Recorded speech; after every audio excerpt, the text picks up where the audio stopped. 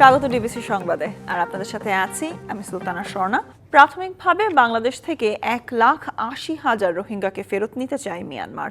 শুক্রবার বিকালে ব্যাংককে বিমস্টেক শীর্ষ সম্মেলনের সাইডলাইন বৈঠকে প্রধান উপদেষ্টার বিশেষ দূতকে এই তথ্য নিশ্চিত করেছেন মিয়ানমারের ডেপুটি প্রধানমন্ত্রী।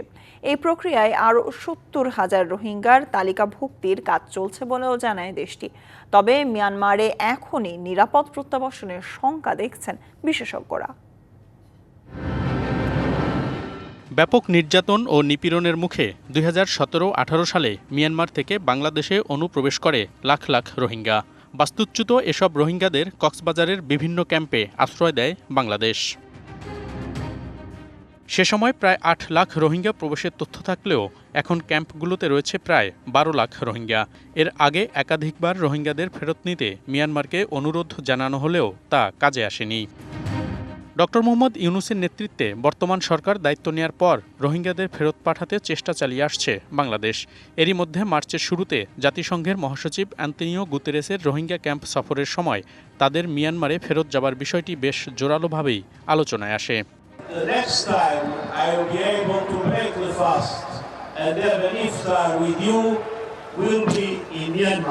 শুক্রবার ব্যাংককে শীর্ষ সম্মেলনের বক্তব্যেও রোহিঙ্গা সমস্যা নিয়ে বিমস্টেকভুক্ত দেশগুলোকে ভূমিকা রাখার আহ্বান জানান প্রধান উপদেষ্টা ডক্টর মোহাম্মদ ইউনূস। এরপর বিকেলে সাইডলাইনের বৈঠকে মিয়ানমারের ডেপুটি প্রধানমন্ত্রী প্রধান উপদেষ্টার বিশেষ দূতকে রোহিঙ্গাদের ফেরত নেয়ার বিষয়টি জানান। প্রথম ধাপে 1,80,000 রোহিঙ্গাকে ফেরত নেয়ার কথা বলছে মিয়ানমার। এই প্রক্রিয়ায় আরও 70,000 রোহিঙ্গাকে তালিকাভুক্তির কাজ চলছে বলেও জানায় মিয়ানমার। তবে যে নিরাপদ প্রত্যাবাসনের কথা এখন মিয়ানমার বলছে তা কতখানি নিরাপদ তা নিয়ে শঙ্কা রয়েছে বলে মনে করছেন অভিবাসন বিশেষজ্ঞরা। এখন যে প্রসঙ্গটি এসেছে এই 1 লাখ বা 1 লাখের বেশি, এটা একেবারেই নিরাপদ অভিবাসনের সাথে যায় না। সুসম্পর্কের একটা সুযোগ তৈরি হয়েছে মাত্র, তার মধ্যে এই প্রস্তাবটা এখনই দেওয়া মানে হয়তো ডিপ্লোম্যাটিক চ্যানেলটাকে আবার নতুন করে অন্তর্বর্তীকালীন সরকারের সময় শুরু করা। কিন্তু এর আগে আমরা দেখেছি দ্বিপাক্ষিক আলোচনায় সমস্যার সমাধান হয়নি, এটা আন্তর্জাতিক সংকট। কক্সবাজারের উখিয়া এবং টেকনাফের বিশাল এলাকা জুড়ে ক্যাম্পগুলোতে বসবাস করছে রোহিঙ্গা জনগোষ্ঠী। বছরে যেখানে জনসংখ্যা বাড়ছে প্রায় 30,000 করে। এছাড়া গেল আগস্টের পর থেকে বাংলাদেশে অনুপ্রবেশ করেছে আরও অন্তত 80,000 রোহিঙ্গা। মনিরুল সোহাগ, ডিবিসি নিউজ, ঢাকা। ভারতের প্রধানমন্ত্রী নরেন্দ্র মোদীর সাথে বৈঠকে সাবেক প্রধানমন্ত্রী শেখ হাসিনার প্রত্যর্পণ বিষয়ে আলোচনা হয়েছে। একই সাথে ভারতের অবস্থান নিয়ে বাংলাদেশ নিয়ে শেখ হাসিনার দেয়া নানা বক্তব্যের বিষয়েও ভারত সরকারকে অবহিত করেছে ঢাকা। বিমস্টেক সম্মেলনের সাইডলাইনে ব্যাংককে অনুষ্ঠিত বহুল আলোচিত এই বৈঠকে সীমান্ত হত্যা, তিস্তা চুক্তি সহ দুই দেশের স্বার্থ সংশ্লিষ্ট নানা বিষয়েও আলোচনা হয়েছে। বাংলাদেশে কোনো নির্দিষ্ট দলকে ভারত সমর্থন করে না, এমনটিও ডক্টর ইউনূসকে জানানো হয়। এদিকে রাত 10টার কিছু পরে প্রধান উপদেষ্টা থাইল্যান্ড থেকে দেশে ফেরেন। জুলাই গণঅভ্যুত্থানে গত বছরের 5ই আগস্ট পতন হয় শেখ হাসিনার সরকারের। ছাত্র জনতার ওই অভ্যুত্থানে তাৎক্ষণিকভাবে পালিয়ে ভারত চলে যান সাবেক প্রধানমন্ত্রী। তারপর থেকে সেখানেই অবস্থান করছেন তিনি। গেল ডিসেম্বরের শেষের দিকে শেখ হাসিনাকে ফেরত আনতে ভারতকে চিঠি দেয় বাংলাদেশ, যার জবাব মেলেনি এখনও। এরপর থেকে আরও নানা কারণে অনেকটাই ভাটা পড়ে দুই দেশের সম্পর্কে। এই অবস্থায় গত কয়েকদিন ধরে আলোচনার তুঙ্গে ছিল ডক্টর ইউনূস ও নরেন্দ্র মোদীর বৈঠকের বিষয়। অবশেষে সব জল্পনা কল্পনা ছাড়িয়ে শুক্রবার ব্যাংককে বিমস্টেকের সাইডলাইনে অনুষ্ঠিত হয় বহুল আলোচিত এই বৈঠক। শুক্রবার বেলা 12টার দিকে হওয়া এই বৈঠকে ডক্টর ইউনূসকে অভ্যর্থনা জানান নরেন্দ্র মোদী। দুজনের মধ্যে হয় কুশল বিনিময়। পরে আলোচনায় দুই দেশের স্বার্থ সংশ্লিষ্ট বিষয় নিয়ে কথা হয় দুই সরকার প্রধানের। আমাদের সাথে যে পারস্পরিক স্বার্থ সংশ্লিষ্ট যতগুলো ইস্যু ছিল সবগুলো নিয়ে কথা হয়েছে এবং আমরা আমাদের যেগুলো স্বার্থ সংশ্লিষ্ট যতগুলো বিষয় ছিল সবগুলো বিষয়ই আমাদের চিফ অ্যাডভাইজার মহোদয় সেই মিটিংয়ে বলেছেন। আলোচনায় আসে তিস্তা চুক্তি ও সীমান্তের হত্যাকাণ্ডের বিষয়টিও। বর্ডার কিলিং নিয়ে কথা হয়েছে। আমাদের দুই দেশের মধ্যে যে গাঞ্জেস ওয়াটার ট্রিটিটা আপনি জানেন যে নতুন করে এটার এক্সপায়ার হয়েছে, নতুন করে ট্রিটিটা হওয়ার আবার কথা হচ্ছে এবং তিস্তা ওয়াটার, এগুলো সবগুলো নিয়েই কথাবার্তা হয়েছে। ভারতে অবস্থান নেয়া সাবেক প্রধানমন্ত্রী শেখ হাসিনার প্রত্যর্পণ নিয়েও আলোচনা হয় দুই সরকার প্রধানের মধ্যে। শেখ হাসিনার প্রত্যর্পণ বিষয়ে কথা হয়েছে। শেখ হাসিনা যে ওইখানে বসে অনেক ধরনের ইনসেন্ডিয়ারি কমেন্ট করছেন সেগুলো বিষয়ে কথা হচ্ছে। বৈঠকে ভারতের প্রধানমন্ত্রী বাংলাদেশের উত্থাপিত বিষয়গুলো মনোযোগ দিয়ে শোনেন, যা নিয়ে পরে আলোচনার ভিত্তিতে আগানো হবে বলে মত দেন নরেন্দ্র মোদি। মনিরুল সোহাগ, ডিবিসি নিউজ, ঢাকা। বাংলাদেশের সাথে ইতিবাচক ও গঠনমূলক সম্পর্ক চায় ভারত। পাশাপাশি দুই দেশের সম্পর্কে প্রভাব পড়তে পারে এমন মন্তব্য পরিহার করতে ঢাকার প্রতি আহ্বান জানিয়েছে দিল্লি। ডক্টর ইউনূসের সঙ্গে নরেন্দ্র মোদির বৈঠক শেষে এক সংবাদ সম্মেলনে এমনটাই জানিয়েছেন ভারতের পররাষ্ট্র সচিব বিক্রম মিস্ত্রি। বিমস্টেক সম্মেলনে সাইডলাইনে প্রধান উপদেষ্টা ডক্টর মোহাম্মদ ইউনূসের সঙ্গে বৈঠক করেছেন ভারতের প্রধানমন্ত্রী নরেন্দ্র মোদি। পরে এক ব্রিফিংয়ে বৈঠক নিয়ে বিস্তারিত জানান ভারতের পররাষ্ট্র সচিব বিক্রম মিস্ত্রি। জানান, দুই নেতার বৈঠকে ঢাকার সাথে ইতিবাচক ও গঠনমূলক সম্পর্ক গড়ে তোলার বিষয়ে দিল্লির আগ্রহের কথা বলেছেন নরেন্দ্র মোদি। পাশাপাশি আলোচনা হয়েছে সাবেক প্রধানমন্ত্রী শেখ হাসিনার প্রত্যর্পণ ইস্যুতেও, যদিও এ বিষয়টি নিয়ে কোনো মন্তব্য করেনি Delhi. Prime Minister reiterated India's support for a democratic প্রধানমন্ত্রী নরেন্দ্র মোদি বাংলাদেশে একটি গণতান্ত্রিক, স্থিতিশীল, শান্তিপূর্ণ, অগ্রগামী ও অন্তর্ভুক্তিমূলক ব্যবস্থার প্রতি সমর্থন পুনর্ব্যক্ত করেন।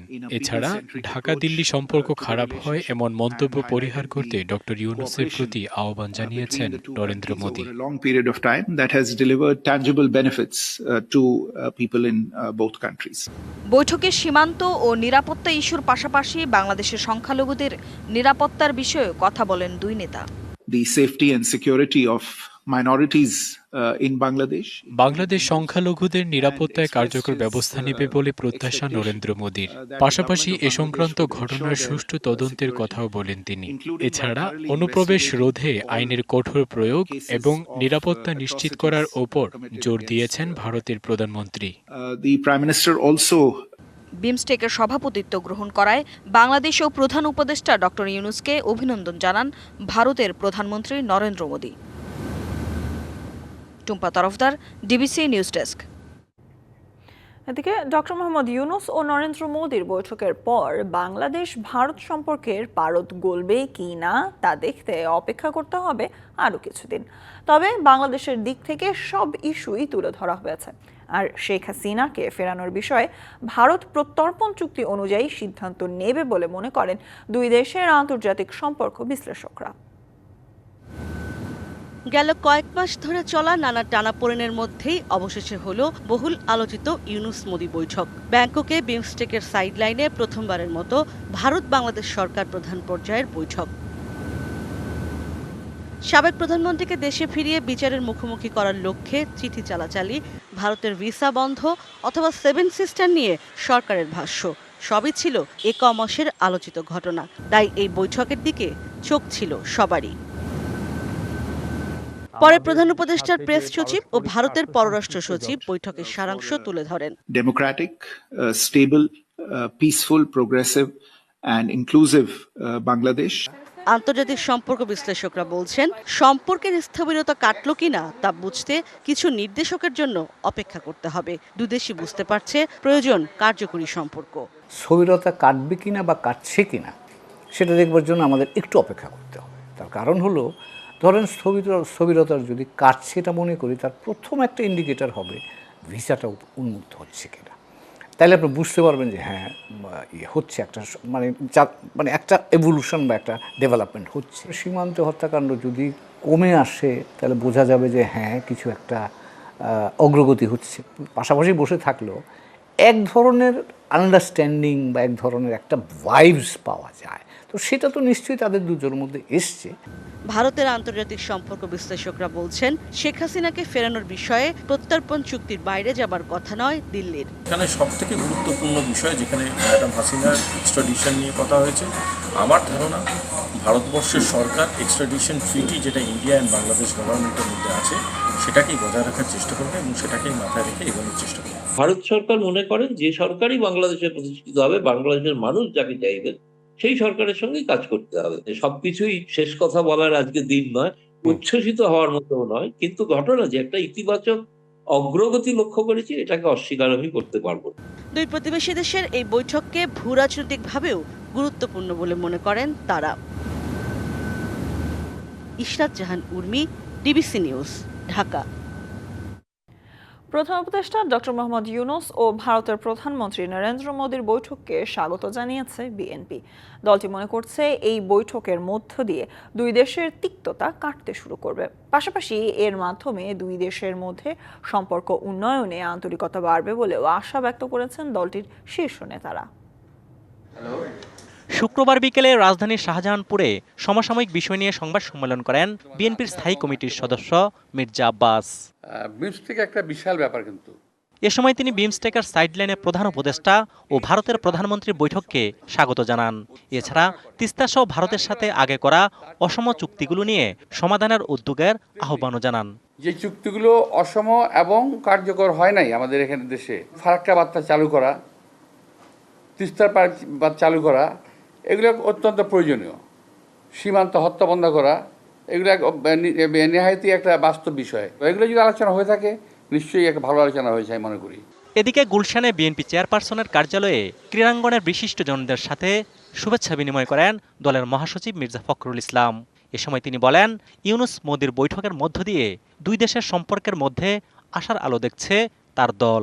ভারত এবং বাংলাদেশের সম্পর্কের মধ্যে যে একটা বিটারনেস তৈরি হয়েছিল, সেই বিটারনেসটা তৈরি যেন আর বেশি না সামনে যায়, অথবা এটা আপনার যেন কমে আসে, সেখানকার একটা নতুন সম্ভাবনা সৃষ্টি হয়েছে। এই ব্যাপারে দুজনেই যথেষ্ট আন্তরিক এবং এটা নিঃসন্দেহে বাংলাদেশের মানুষকে এবং ভারতের মানুষকে, দুই দেশের মানুষকেই এটা উপকার করবে। অজিত সরকার, ডিবিসি নিউজ, ঢাকা। জাতীয় নির্বাচনই সরকারের কাছে অগ্রাধিকার ও গুরুত্বপূর্ণ বলে জানিয়েছেন প্রধান উপদেষ্টা ডক্টর মোহাম্মদ ইউনূস। তিনি বলেন, প্রয়োজনীয় সংস্কার শেষেই একটি সুষ্ঠু ও গ্রহণযোগ্য নির্বাচন করতে চায় অন্তর্বর্তী সরকার। বিমস্টেক সম্মেলনে রোহিঙ্গা সমস্যার সমাধানে এবং মিয়ানমারে শান্তি প্রতিষ্ঠায় বিমস্টেক ভুক্ত দেশগুলোকে ভূমিকা রাখার আহ্বান জানান ডক্টর ইউনূস। শুক্রবার সকালে ব্যাংককে বিমস্টেক সম্মেলনের সমাপনী অনুষ্ঠানে যোগ দেন ডক্টর মোহাম্মদ ইউনূস। বাংলাদেশের পক্ষ থেকে বিমস্টেকভুক্ত দেশগুলোর প্রতি বিভিন্ন বিষয় তুলে ধরেন অন্তর্বর্তী সরকারের প্রধান উপদেষ্টা। শুরুতেই ভয়াবহ ভূমিকম্পে মিয়ানমার ও থাইল্যান্ডে নিহতদের প্রতি শ্রদ্ধা জানান ডক্টর ইউনূস। আহ্বান জানান বিমস্টেকভুক্ত দেশগুলোর আঞ্চলিক উন্নয়নে একসাথে কাজ করার। ডক্টর ইউনূস বলেন, রোহিঙ্গা সমস্যার সমাধান না হলে পুরো অঞ্চলের অস্থিতিশীলতা বাড়বে। মিয়ানমারে শান্তি প্রতিষ্ঠারও আহ্বান জানান তিনি। বাংলাদেশের জুলাই অভ্যুত্থানে তরুণদের ভূমিকা তুলে ধরে ডক্টর ইউনূস বলেন, জাতীয় নির্বাচন অন্তর্বর্তী সরকারের অগ্রাধিকারে রয়েছে। প্রয়োজনীয় সংস্কার শেষেই নির্বাচন। সম্মেলন শেষে আগামী 2 বছরের জন্য সভাপতির দায়িত্ব পায় বাংলাদেশ। সরকারের প্রধান উপদেষ্টা নোবেলজয়ী ডক্টর মোহাম্মদ ইউনূস আনুষ্ঠানিকভাবে সেই দায়িত্ব গ্রহণ করেন। Kamrul Hasan, DBC news, Dhaka. ঈদের ছুটির শেষে রাজধানীতে ফিরতে শুরু করেছে মানুষ। ফিরতি যাত্রায়ও ট্রেন, বাস ও লঞ্চ সব মাধ্যমেই তুলনামূলক স্বস্তিতে ফিরছেন যাত্রীরা। তবে সার্ভার জটিলতা ও বেশ কয়েকটি ট্রেনের শিডিউল বিপর্যয়ে ভোগান্তিতে পড়তে হয় অনেককেই। ঈদের ছুটি শেষে রবিবার প্রথম কর্মদিবস, সেই হিসেবে শনিবার সড়ক ও রেলপথে সর্বোচ্চ চাপ হতে পারে বলে ধারণা সংশ্লিষ্টদের। ঈদের প্রিয়জনের সান্নিধ্য শেষে এবার কর্মস্থল ঢাকায় ফেরার পালা। কর্মব্যস্ত রাজধানীর জীবনের তাগিদে সকাল থেকেই ফিরছে মানুষ। কমলপাড়া রেল স্টেশনে ভিড় ছিল চোখে পড়ার মতো। প্রিয়জনের সাথে ঈদের আনন্দ শেষে স্বস্তিতে সময় মতো ঢাকায় ফিরতে পেরে খুশি তারা। এখন তো ভালো, আগের তুলনায় তো অনেক ভালো পরিবেশ, মনে হচ্ছে যে ভালোভাবেই যেতে পারবে। জার্নিটা তো খুবই স্মুথলি এসেছি, মানে ভালো লেগেছে। ট্রেন জার্নি না, কোনো রকম হ্যাসেল হয়নি আমাদের। আর একদিন পর আসলে তো আরো জাম পড়বে, এই জন্য টিকিট তো পাওয়া যাচ্ছে না। শুক্রবার যারা ঢাকা ছাড়ছেন তাদের যাওয়ার বাদ সাথে অনলাইন টিকিট। বৃহস্পতিবার রাত 8টা থেকে 15 ঘন্টা সার্ভার বন্ধ থাকায় অনেক ভোগান্তিতে পড়েন, যে কারণে কমলাপুর স্টেশন থেকে ভুড়িমারি, রংপুর, দেওয়ানগঞ্জ, ঈদ স্পেশাল সহ বেশ কয়েকটি ট্রেনের শিডিউল বিপর্যয়ে পড়ে দুর্ভোগে পড়েন ঘরমুখী যাত্রীরা। একটু হয়রানি হচ্ছে, তার কারণ আমরা চলে আসলাম, আসে সঙ্গে সঙ্গে ট্রেন পেলে চলে গেলে একটু স্বস্তিদায়ক হতো। আসলে আমাদের জন্য, আমি তো এখানে প্রায় 1 ঘন্টা হয় দাঁড়িয়ে আছি, তো আমাদের জন্য একটু মানে একটা কষ্টদায়ক একটা বিষয় হয়ে দাঁড়িয়েছে। গরমের মধ্যে অনেকক্ষণ ধরে দাঁড়িয়ে আছি এবং আমরা এখনো শিওর না যে ট্রেন কটার সময় ছাড়বে। সার্ভারটা আপগ্রেডেশন করার কাজ করতেছিলেন, এটা আসলে কারিগরি বিষয়, তো যার জন্য এটা অল্প সময় ঠিক হয় নাই, এটা ঠিক হতে সময় বেশি নিয়েছে। এর জন্য আমাদের একটা প্রস্তুতি ছিল, আমরা বিপিটি আমার পেপার টিকিট এর ব্যবস্থা রাখছি স্টেশনে। সড়ক পথের যাত্রীরাও স্বাচ্ছন্দ্যে ফিরতে পেরেছেন নগরীতে। চাপ বেশি না থাকায় নির্বিঘ্নে গন্তব্যে পৌঁছতে পেরে সন্তুষ্ট তারা। আগামী রবিবার তো অফিস কাজে খোলা, যতটুকু সম্ভব শনিবার থেকে যাত্রীর চাপ বাড়তে পারে। জন আর জানের ঢাকায় তার পুরনো চেহারায় ফিরতে আরও কিছুদিন সময় নেবে বলে বলছেন সংশ্লিষ্টরা। ঈদের পঞ্চম দিনেও রাজধানীর বিনোদন কেন্দ্রগুলোতে দেখা গেছে মানুষের উপচে পড়া ভিড়। বিভিন্ন প্রান্ত থেকে স্বজনদের নিয়ে ঘুরতে আসেন নগরবাসী, জমে ওঠে বিনোদন কেন্দ্রগুলো। অন্যান্য বছরের তুলনায় এবারের ঈদের ছুটিতে বিনোদন কেন্দ্রগুলোতে দর্শনার্থীদের ভিড় ছিল বেশি। শুক্রবার রাজধানীর ভাটার এলাকার সাতারকুল ওয়ান্ডারল্যান্ড পার্কে পরিবার পরিজন নিয়ে ঘুরতে আসে সব বয়সী মানুষ। নিরাপদে ঈদ উদযাপন এবং ভ্রমণ বিনোদন করতে পেরে সন্তুষ্টির কথা জানান দর্শনার্থীরা। সুন্দর একটা নিরাপত্তা হয়েছে, আর এইদিকে ভাটার থানা দিনে মোটামুটি ইনশাআল্লাহ নিরাপত্তার কোনো বিঘ্ন ঘটে নাই, মানে সুন্দর নিরাপত্তা হয়েছে। অনেক কিছুই দেখলাম, অনেক জায়গায় যাওয়া হয়েছে, আবার যাওয়া হবে, সবকিছু মিলে ভালোই হয়েছে এবারের ঈদটা। আগের পরিবারের সদস্যদের নিয়ে প্রকৃতির সান্নিধ্যে আসতে পেরে খুশি সবাই। হ্যাঁ, ঈদের ছুটিতে ভালোই লাগতেছে আসছে, মানে অনেক মানুষ দেখে। তারপর আমি কোনো সময় আসিনি, মানে আমার আপু আসছে, তো আমি ফার্স্ট টাইম আসছি, আর অনেক ভালো লাগতেছে, আমি এনজয় করতেছি আমরা সবাই। ঈদকে ঘিরে সুন্দর পরিবেশ নিশ্চিতে সচেষ্ট ছিল পার্ক কর্তৃপক্ষ। আমাদের চারপাশে সিসিটিভি ক্যামেরা আছে, গার্ডিয়ানদের অনেক বেশি নিরাপত্তা, আর বাচ্চারা যদি কোনো ঝামেলা হয় বা বাবা মার হাত থেকে এত ভিড়ের মাঝখানে একটু হারিয়ে যেতেই পারে এত মানুষ, কিন্তু গার্ডিয়ানরা অফিস রুম থেকে গিয়ে নিয়ে আসতে পারে। সারা বাংলাদেশে প্রায় 9টা শিশু পার্ক আছে, ঢাকা আমাদের আরও 3টা আছে। বাড্ডা থানার অফিসার ইনচার্জ যিনি আছেন, তিনি সর্বক্ষণিক আমাদেরকে নিরাপত্তার জন্য সাহায্য সহায়তা করেছেন, লোকাল ডিসি সাহেব, এসি সাহেব। পর্যাপ্ত নিরাপত্তা ব্যবস্থা থাকায় এবার বিনোদন কেন্দ্রগুলোতে দর্শনার্থী সমাগম বেশি বলে জানান সংশ্লিষ্টরা। অজিত সরকার, ডিবিসি নিউজ, ঢাকা। আগামী জাতীয় নির্বাচনে 300 আসনে প্রার্থী দেওয়ার পরিকল্পনায় এগিয়ে যাচ্ছে জাতীয় নাগরিক পার্টি। এছাড়া বড় চ্যালেঞ্জ হলো দ্রুত জেলা উপজেলা পর্যায়ে কমিটি চূড়ান্ত করার কাজ হাতে নেওয়া হয়েছে বলে জানিয়েছেন দলটির মুখ্য সংগঠক সার্জিস আলম। দুপুরে রংপুরের সাংগঠনিক সফরে এসব কথা বলেন তিনি। আরও বলেন, দেশকে এগিয়ে নিতে তরুণদের সাহসের পাশাপাশি অভিজ্ঞদের পরামর্শ ও দিক নির্দেশনা প্রয়োজন। তাই তরুণ ও অভিজ্ঞদের সমন্বয়ে জনগণের অধিকার আদায়ে এগিয়ে যাবে এনসিপি। ন্যায্যতা ও সমতার ভিত্তিতে প্রতিবেশী রাষ্ট্রগুলোর সঙ্গে সুসম্পর্ক বজায় রাখতে কাজ করবে তার দল। এটি অবশ্যই আমাদের জন্য বড় একটি চ্যালেঞ্জ যে 300 আসনে আমাদের যে বিভিন্ন প্রার্থী যে রয়েছে তাদেরকে মনোনয়ন দেওয়া, কিন্তু আমরা মনে করি যে এই চ্যালেঞ্জ নিতে কিন্তু আমরা অভ্যস্ত এবং প্রস্তুত। সো আমরা আমাদের জায়গা থেকে সর্বোচ্চ চেষ্টা করব যেন যোগ্য, সৎ এবং দেশপ্রেমিক প্রার্থীদেরকে আমরা 300 আসনে মনোনয়ন দিতে পারি। আমরা মনে করি এই অন্তর্বর্তীকালীন সরকার এখন পর্যন্ত তাদের যে দক্ষতা দেখাচ্ছে রাষ্ট্র পরিচালনায়, তারা একই দক্ষতা তাদের জাতীয় বাজেটে দেখাবে। ফরিদপুরের সালথায় আওয়ামী লীগ ও বিএনপির সংঘর্ষে আহত নেতাকর্মী ও তাদের ভাঙচুর হওয়া বসতবাড়ি পরিদর্শন করেছেন বিএনপির সাংগঠনিক সম্পাদক শামা ওবায়দ। বিকেলে উপজেলার মাঝদারিয়ার ইউনিয়নের মুরাটিয়া গ্রামে যান তিনি। ক্ষতিগ্রস্ত মানুষের পাশে দাঁড়ান এবং গ্রামবাসীকে শান্ত থাকার আহ্বান জানান। রাজনৈতিক আধিপত্য বিস্তারকে কেন্দ্র করে জেলার সালথা উপজেলার মুরাটিয়া গ্রামে বৃহস্পতিবার বিকেল 5টা থেকে 7টা পর্যন্ত চলা আওয়ামী লীগ ও বিএনপির সংঘর্ষে অন্তত 20 জন আহত হন। এ সময় ভাঙচুর করা হয় কয়েকটি বাড়ি।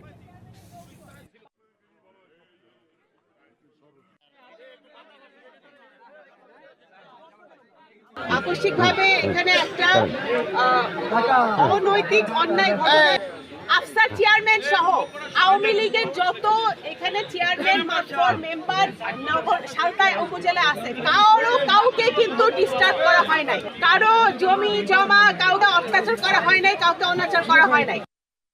বর্ণাঢ্য আয়োজনের মধ্য দিয়ে উদযাপিত হলো রংপুর পলিটেকনিক ইনস্টিটিউট অ্যালুমনাই এর মিলন মেলা ও পূর্ণাঙ্গ কমিটি ঘোষণা অনুষ্ঠান।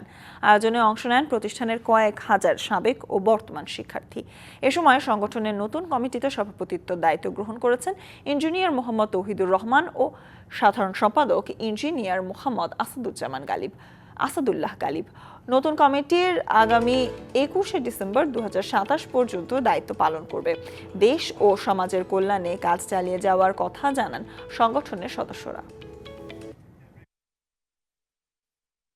যুক্তরাষ্ট্রের পণ্যের ওপর অতিরিক্ত শুল্ক ও নিষেধাজ্ঞার ঘোষণা দিয়েছে চীন। যুক্তরাষ্ট্র ঘোষিত শুল্কের পাল্টা প্রতিক্রিয়া হিসেবেই এবার এই শুল্ক আরোপের ঘোষণা দিয়েছে চীন। এদিকে এরই মধ্যে বিশ্ব বাণিজ্য সংস্থায় যুক্তরাষ্ট্রের বিরুদ্ধে অভিযোগও জানিয়েছে বেইজিং।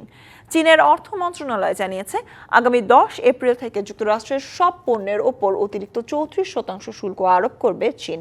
রয়টার্স জানায় নতুন করে 16টি মার্কিন প্রতিষ্ঠানকে রপ্তানি নিয়ন্ত্রণ তালিকায় অন্তর্ভুক্ত করেছে দেশটি। ফলে এসব প্রতিষ্ঠানের জন্য চীনের বাজার ও প্রযুক্তিতে প্রবেশাধিকারে বিধিনিষেধ আরও বাড়বে। এছাড়া যুক্তরাষ্ট্রের 11টি প্রতিষ্ঠানকে নতুন করে অবিশ্বস্ত সত্তা তালিকায় যুক্ত করেছে বেইজিং। বেইজিং জানায় 4 এপ্রিল থেকে যুক্তরাষ্ট্রে বেশ কিছু মাঝারি ও বিরল ধাতুর রপ্তানির ওপর নিয়ন্ত্রণ কার্যকর হবে।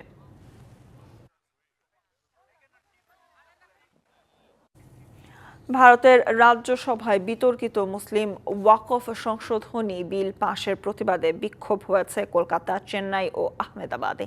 রাস্তায় নেমে আসেন মুসলিম সম্প্রদায়ের হাজারো মানুষ। এক প্রতিবেদনে এমন তথ্য জানিয়েছে ভারতীয় সংবাদ মাধ্যম এনডিটিভি। শুক্রবার কলকাতার পার্ক সার্কাসের 7 পয়েন্টে ওয়াকফ সংশোধনী বিলের বিরুদ্ধে বিক্ষোভে নামে হাজার হাজার মানুষ। পোস্টার, পতাকা, স্লোগান দিয়ে বিতর্কিত ওয়াকফ বিলের বিরুদ্ধে বিক্ষোভ করেন তারা। এ সময় রাস্তায় অবস্থান নেয়া বিক্ষোভকারীদের জোর করে সরানোর চেষ্টা করে পুলিশ। এদিকে চেন্নাইতে অভিনেতা বিজয়ের তামালিঙ্গা ভেট্রি কাজাগাম রাজ্যব্যাপী বিক্ষোভের ডাক দেয়। বুধবার মুসলিম ও বিরোধীদের আপত্তির মুখে দীর্ঘ 12 ঘন্টার বিতর্কের পর ভারতের রাজ্যসভায় পাশ হয় ওয়াকফ বিল। এই বিল আইনে পরিণত হতে এখন কেবল রাষ্ট্রপতি দ্রৌপদী মুর্মুর সইয়ের অপেক্ষা। ডিবিসি সংবাদে এ ছিল এখনকার মতো। ডিবিসি নিউজের সংবাদগুলো পড়তে ভিজিট করুন dbcnews.tv। এছাড়া ভিজিট করুন ডিবিসি নিউজের ফেসবুক পেজ এবং ইউটিউব চ্যানেল। সাথেই থাকুন।